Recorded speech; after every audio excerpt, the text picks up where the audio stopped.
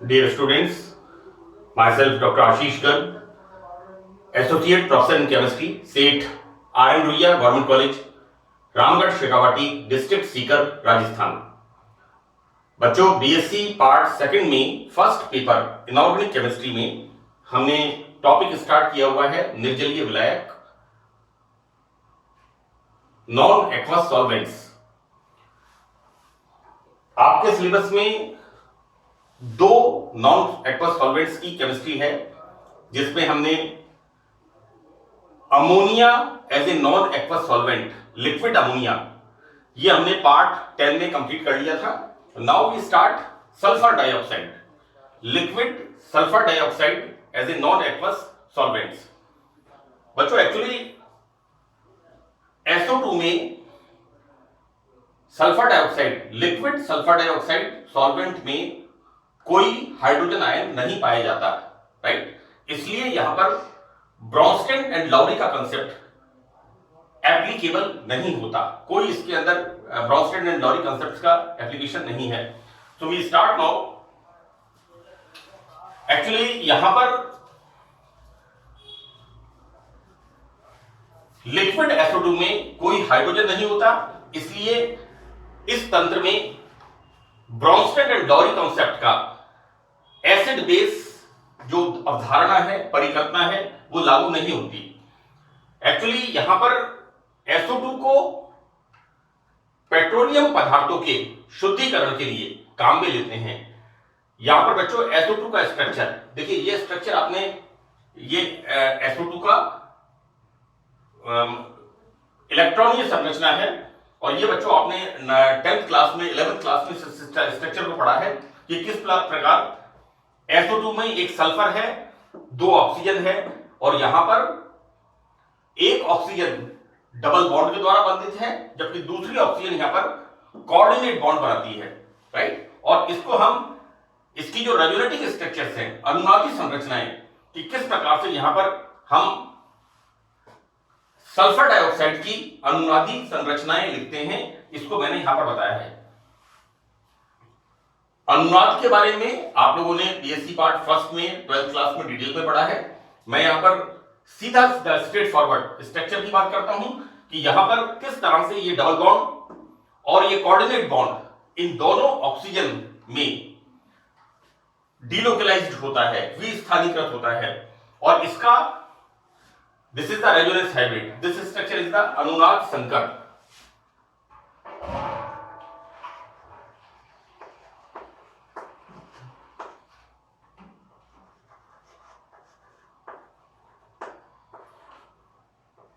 This structure is the resonance hybrid. बच्चों, यहां पर एक सबसे इंपॉर्टेंट चीज है कि सल्फर डाइऑक्साइड का dielectric constant, this value is 17.25। बच्चों, डाइइलेक्ट्रिक कांस्टेंट क्या है? सॉल्युबिलिटी का माप है। यहां पर पैराविद्युत स्थिरांक, बच्चों वाटर का डाइइलेक्ट्रिक कांस्टेंट 80 होता है, इसलिए वाटर को ये मानते हैं, और ऐसा होता है कि आयनिक कंपाउंड्स के लिए वाटर एक बहुत ही अच्छा सॉल्वेंट है। जबकि अमोनिया का डाइइलेक्ट्रिक कांस्टेंट मैंने बताया था 22, जो वाटर से बहुत कम होता है, लेकिन यहां पर सल्फर डाइऑक्साइड का डाइइलेक्ट्रिक कांस्टेंट 17.25, जो कि अमोनिया से भी, लिक्विड अमोनिया से भी कम होता है। और इसीलिए SO2 अनेक ऑर्गेनिक अभिक्रियाओं के अंदर, लिक्विड अमोनिया अनेक ऑर्गेनिक रिएक्शंस के अंदर विलायक के रूप में प्रयुक्त किया जाता है। यहां बच्चों दो पॉइंट मैंने लिखे हैं। पहला पॉइंट तो यह है कि SO2 में कोई हाइड्रोजन नहीं होती, इसलिए इसके अंदर हाइड्रोजन बॉन्डिंग नहीं होती, और SO2 मॉलिक्यूल्स के अंदर, जैसा हमने वाटर में देखा, जैसा हमने अमोनिया में देखा, हाइड्रोजन बॉन्डिंग होकर के एक सहगुणन एसोसिएशन बनती है, और यहां पर इस तरह की एसोसिएशन बनाने की कोई प्रवृत्ति नहीं होती, क्योंकि SO2 के अंदर हाइड्रोजन नहीं पाया जाता। मैंने इसको फर्स्ट पॉइंट में बता दिया है। दूसरी चीज क्या होती है कि जैसे वाटर और NH3 ऑटो आयनाइज्ड होती हैं, इनका स्वतः आयनन होता है। उसी प्रकार से यहां पर बच्चों सल्फर डाइऑक्साइड का भी ऑटो आयनाइजेशन स्वतः आयनन होता है। यहां पर सल्फर डाइऑक्साइड बच्चों वाटर में मैंने बताया था 2H2O and they will form hydroxonium, right. यहां पर अमोनियम में बनाया था 2NH3, वहां पर वो बनाते हैं ammonium plus amide NH2 minus, solvent का ऑटो आयनाइजेशन स्वतः आयनन। यहां पर हम क्या देखते हैं 2SO2। यहां पर बच्चों formation of this ion is thionyl ion.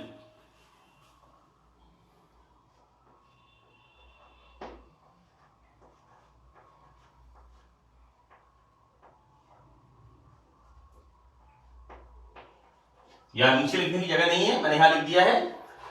यहां पर दो sulphur dioxide molecule self auto ionised होते हैं और यहां पर ये thionyl ion plus sulphide ion, इसका फॉर्मेशन यहां पर होता है। बच्चों SO2 के डाइइलेक्ट्रिक कांस्टेंट का मान कम होने के कारण कितना होता है 17.25। मैं एक बार फिर रिपीट कर दूं, H2O के डाइइलेक्ट्रिक कांस्टेंट का मान 80, अमोनिया के डाइइलेक्ट्रिक कांस्टेंट का मान 22 और यहां पर SO2 के डाइइलेक्ट्रिक कांस्टेंट का मान 17.25। तो यहां पर SO2 के डाइइलेक्ट्रिक कांस्टेंट का मान कम होने के कारण आयनिक यौगिकों की तुलना में सहसंयोजक यौगिकों के लिए एक अच्छा विलायक है। मैंने अभी अभी ये कहा है कि अनेक ऑर्गेनिक रिएक्शंस के अंदर लिक्विड सल्फर डाइऑक्साइड एक बहुत ही अच्छा सॉल्वेंट है, क्योंकि इसका डाइइलेक्ट्रिक स्थिरांक का मान, कांस्टेंट का मान बहुत कम होता है। तो बच्चों यहां पर SO2 के डाइइलेक्ट्रिक कांस्टेंट का मान कम होने के कारण आयनिक यौगिकों की तुलना में सहसंयोजक यौगिकों के लिए यह एक अच्छा विलायक है। यहां पर देखिए बच्चों की SO2 की संरचना में डबल बॉन्ड हटाने के बाद ऑक्सीजन के पास 6 इलेक्ट्रॉन्स रह जाते हैं, राइट। और यहां पर SO2 की 6 इलेक्ट्रॉन्स रह जाते हैं। इसमें एक खाली बॉन्डिंग ऑर्बिटल होता है और इस कारण SO2 एक दाता अणु से इलेक्ट्रॉन पेयर एक्सेप्ट करके आणविक संकुल बना लेता है, राइट। देखो बेटा SO2 जो है मैंने यहां लिखा है is act as a Lewis acid, as a electron deficient compound like BF3, like FeCl3, right. यहां पर BF3, AlCl3, FeCl3 ये सब क्या है लुईस एसिड्स। मैंने एसिड एंड बेसिस के अंदर लुईस कंसेप्ट बताया है कि जो इलेक्ट्रॉन लेते हैं वो एसिड्स हैं और जो इलेक्ट्रॉन देते हैं वो बेसिस हैं, राइट। यहां पर हम क्या लिखते हैं कि सल्फर डाइऑक्साइड के अंदर SO2 डोनर एटम से, डोनर मॉलिक्यूल से एक इलेक्ट्रॉन पेयर लेकर के आणविक संकुल बना, मॉलिक्यूलर कॉम्प्लेक्स का फॉर्मेशन करता है। तो यहां पर बेटा SO2 एक लुईस एसिड की भांति व्यवहार करता है, जबकि यह आचरण NH3 बच्चों डोनर है ना। NH3 is the Lewis base.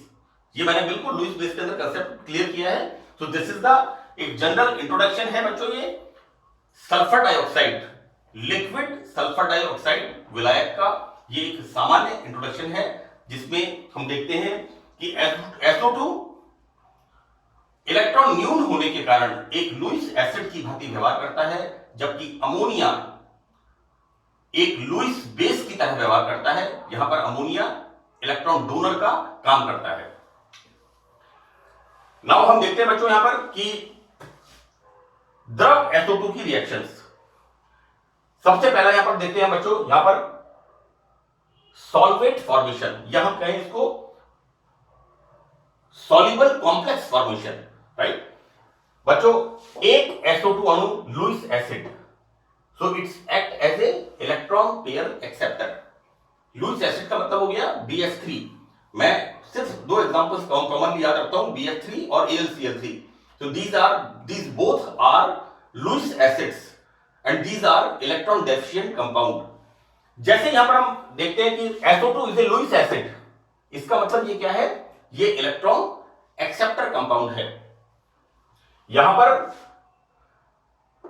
Liquid SO2 molecule एक लुईस अम्ल के रूप में अभिक्रिया में भाग लेता है।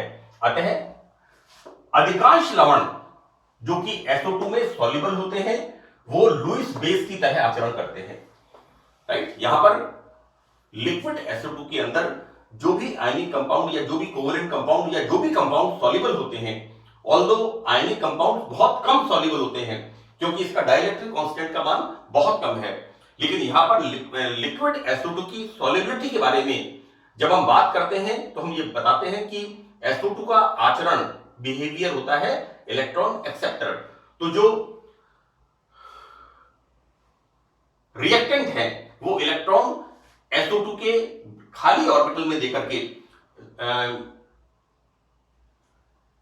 विलायक संकर का निर्माण करते हैं और इसके अंदर सॉल्युबल हो जाते हैं। For example potassium iodide liquid ammonia में इस तरह से आणविक योगात्मक यौगिक बना के, दिस इज द अडक्ट, लेकिन ये एक्चुअली बनता क्या है, this is the complex compound, this is the soluble complex. विलायक संकर इस तरह से यहां पर पोटेशियम आयोडाइड सल्फर डाइऑक्साइड के अंदर सॉल्युबल हो जाता है। बच्चों यहां पर अदर एग्जांपल्स हैं, this is calcium iodide, this is the calcium iodide 4SO2, exactly जिस तरह से यहां पर फॉर्मेशन हुआ है Ki4SO2 और यहां पर सॉल्युबल कॉम्प्लेक्स का निर्माण हुआ है। बच्चों मैं कोऑर्डिनेशन केमिस्ट्री पूरी बहुत अच्छी तरह से बता चुका हूं, इसलिए ये आपको अच्छी तरह समझना है यहां पर कि यहां पर कैल्शियम आयोडाइड सल्फर डाइऑक्साइड के साथ इस तरह का योगात्मक यौगिक बनाता है और KBr सल्फर डाइऑक्साइड के साथ इस तरह से योगात्मक यौगिक, और यहां पर लिथियम आयोडाइड सल्फर डाइऑक्साइड के साथ, ये बच्चों योगात्मक यौगिक बना करके एक सॉल्युबल कॉम्प्लेक्स के रूप में लिक्विड सल्फर डाइऑक्साइड के अंदर सॉल्युबल हो जाते हैं। अब हम यहां पर देखते हैं कि लिक्विड SO2 में क्षार धातु हैलाइड्स, बच्चों हम बात कर रहे हैं यहां पर पोटेशियम, लिथियम, यहां पर हम बात कर रहे हैं alkali and alkaline earth metals की। तो यहां पर बच्चों जो इसके हैलाइड्स होते हैं उनकी सॉल्युबिलिटी का सीक्वेंस निम्न क्रम में होता है। यहां पर देखो बेटा, जो आयोडाइड है उसकी सबसे ज्यादा सॉल्युबिलिटी है और फ्लोरीन, जैसे जैसे हम लार्जर साइज से स्मॉलर साइज की तरफ जाते हैं तो हम क्या देखते हैं कि यहां पर iodide, alkaline, iodide, bromide, chloride and fluoride, यहां पर फ्लोराइड्स का क्रम, फ्लोराइड्स की सॉल्युबिलिटी लिक्विड सल्फर डाइऑक्साइड के अंदर सबसे कम होती है। नेक्स्ट बच्चों इसमें हम देखते हैं कि अम्ल क्षारक अभिक्रियाएं। सबसे पहले पॉइंट यहां पर है कि लिक्विड SO2 की विद्युत चालकता बहुत कम होती है। सो इट इज अंडरस्टूड, क्योंकि इसका डाइलेक्ट्रिक कांस्टेंट का मान बहुत कम होता है, इसलिए इसकी विद्युत चालकता सल्फर, लिक्विड सल्फर डाइऑक्साइड की सबसे कम होती है और SO2 का निम्न प्रकार स्वतः आयनन हो जाता है। बच्चों 2SO2, जैसा मैंने यहां पर बताया है, 2SO2 मॉलिक्यूल ये क्या बनाते हैं, दे will form thionyl ion plus sulphide ion. इस तरह से लिक्विड सल्फर डाइऑक्साइड का स्वतः आयनन होता है।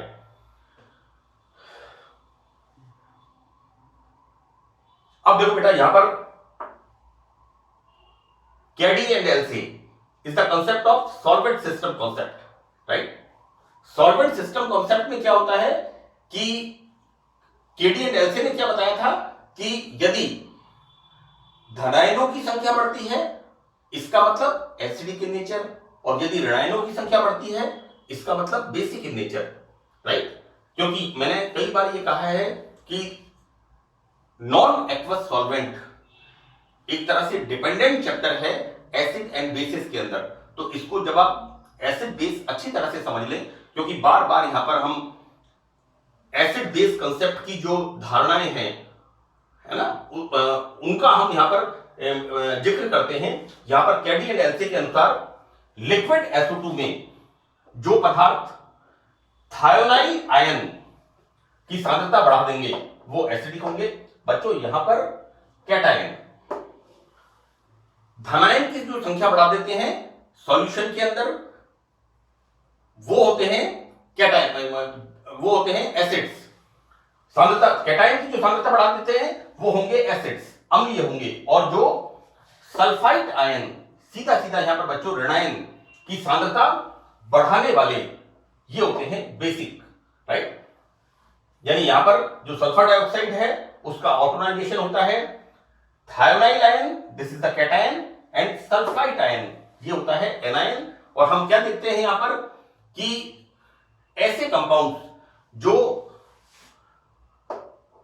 SO2 प्लस थायोनाइल आयन की संख्या बढ़ाते हैं, धनायन की संख्या बढ़ाते हैं, इनको हम कहते हैं एसिड्स। और जो सल्फाइड आयन या ऋणायन की संख्या बढ़ाते हैं उनको हम कहते हैं क्षारीय nature, basic in nature.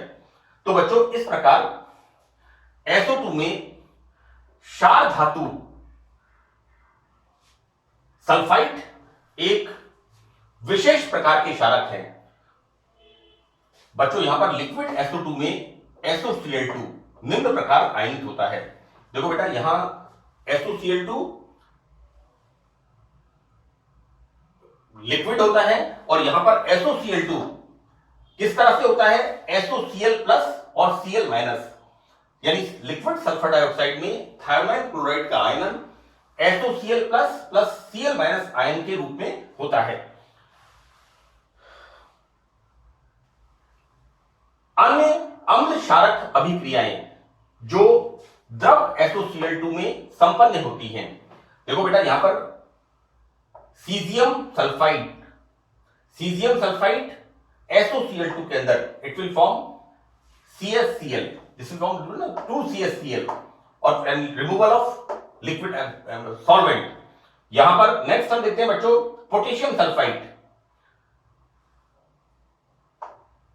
SOSCN whole twice and formation of potassium thiocyanate. So you know these are the acids while these are the bases. यहां देखो बेटा ये जो लिक्विड सल्फर डाइऑक्साइड है ये बहुत ही एक वैल्यूएबल सॉल्वेंट है। मैं अनेक ऑर्गेनिक रिएक्शंस की बात करूंगा जिन ऑर्गेनिक रिएक्शंस के अंदर लिक्विड SO2 का यूज होता है। मैं आपको एक बात और बता दूं बेटा कि यहां पर मैंने इससे पहले भी बताया था कि फिशर इंडोल सिंथेसिस में एक ऑर्गेनिक रिएक्शन है फिशर इंडोल सिंथेसिस, और फिशर इंडोल सिंथेसिस के अंदर हम कैटलिस्ट काम में लेते हैं zinc chloride, right, as a catalyst. और zinc chloride is the hygroscopic compound. तो जिंक क्लोराइड को ड्राई करने के लिए वहां पर थायोनाइल क्लोराइड का यूज करते हैं और बहुत तेजी से वहां पर थायोनाइल क्लोराइड से SO2 और HCl गैस इन दोनों का निकलना होता है और जो नमी होती है जिंक क्लोराइड की वो इसमें दूर होती है। यहां बच्चों कुछ पॉइंट्स बहुत इंपॉर्टेंट हैं, जैसे एक तो इसका dielectric constant of sulphur dioxide 17.25। यहां पर H2O का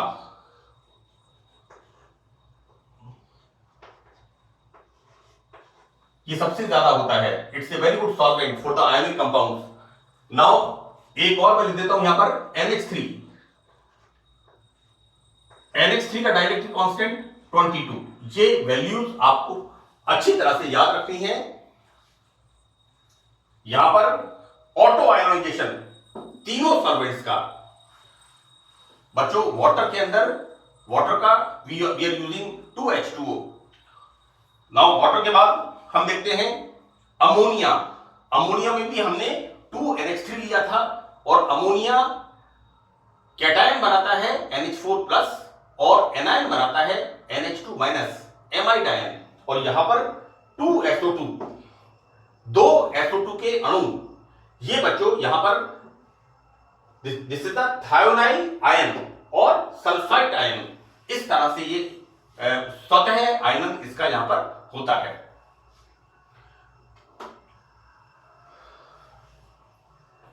एक छोटी सी बात आपको बतानी है कि ये दोनों चैप्टर्स बहुत इंटरेस्टिंग हैं, लेकिन बस एक यहां जो प्रॉब्लम आती है समझने में कि जब हम एसिड बेसिस पढ़ते हैं तो एसिड बेसिस में हम क्या देखते हैं कि सबसे पहले आरएनएस का कंसेप्ट, राइट, और आरएनएस कंसेप्ट के बाद नेक्स्ट कंसेप्ट है ब्राउनस्टेड एंड लाउरी कंसेप्ट, है ना।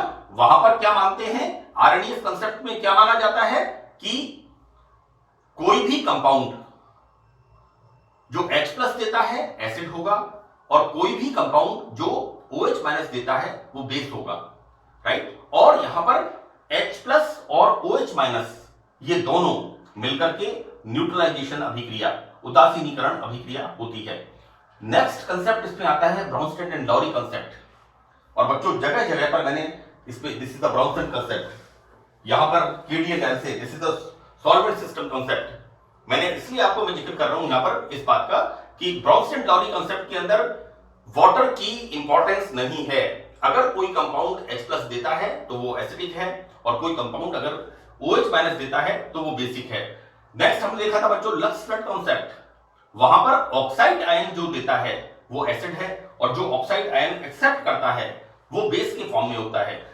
KDL ने बताया कि जो विलायक में धनायनों की संख्या बढ़ाता है वो एसिड है और जो ऋणायनों की संख्या बढ़ाता है उसको बेस कहते हैं। और लास्ट हमने कंसेप्ट देखा था लुईस कंसेप्ट, और लुईस कंसेप्ट का भी वैसी मैंने बच्चों देखो तीन कंसेप्ट का जिक्र किया है। मैं इसलिए आपको बता रहा हूं कि एसिड बेस के जो कंसेप्ट हैं वो आप थोड़ा अच्छी तरह से अपडेट रहिए, इसको दिमाग में रखिए। और लुईस कंसेप्ट में क्या बताया था कि जो इलेक्ट्रॉन पेयर एक्सेप्ट करता है वो तो है एसिड और जो इलेक्ट्रॉन पेयर डोनेट करता है वो होता है बेस। ये जो छोटा सा एक लेक्चर है इसमें एसिड बेस के 3 कंसेप्ट्स, यहां पर Bronsted, next Lewis and next solvent system definition KDL से, राइट। यहां पर तीनों कंसेप्ट ये दोनों एक दूसरे पे डिपेंडेंट चैप्टर हैं। तो नॉन एक्वस सॉल्वेंट्स पढ़ने से पहले आप अच्छी तरह से एसिड बेस कंसेप्ट को पढ़िए। और एसिड बेस कंसेप्ट में जैसा मैंने आपको कहा कि आरएनएस कंसेप्ट का बेसिक क्या है, उसके बाद ब्राउनस्टेड लाउरी थ्योरी किस तरह से अपडेट हुआ, नेक्स्ट लक्स फ्लड कॉन्सेप्ट में ऑक्साइड की बात की गई, इसके बाद हमने देखा solvent system concept, solvent system definition, वहां पर धनायन और ऋणायन की बात की गई। और लुईस कंसेप्ट में क्या बात की गई कि जो इलेक्ट्रॉन एक्सेप्टर है वो तो होता है एसिड और जो इलेक्ट्रॉन डोनर है वो होता है बेस। तो बच्चों यहां पर इस पार्ट में इतना ही। इसके बाद 11th पार्ट में हम लिक्विड सल्फर डाइऑक्साइड सॉल्वेंट की रिएक्शंस किस तरह से होती हैं इनके बारे में हम अध्ययन करेंगे। मैंने यहां पर स्टार्ट किया है लिक्विड SO2 की रिएक्शंस और 2 पार्ट यहां पर मैंने इसके बता दिए हैं और बाकी के पार्ट फिर मैं आपको नेक्स्ट पार्ट के अंदर पार्ट 11 के अंदर एक्सप्लेन करूंगा। तो that's all in this lecture, thank you.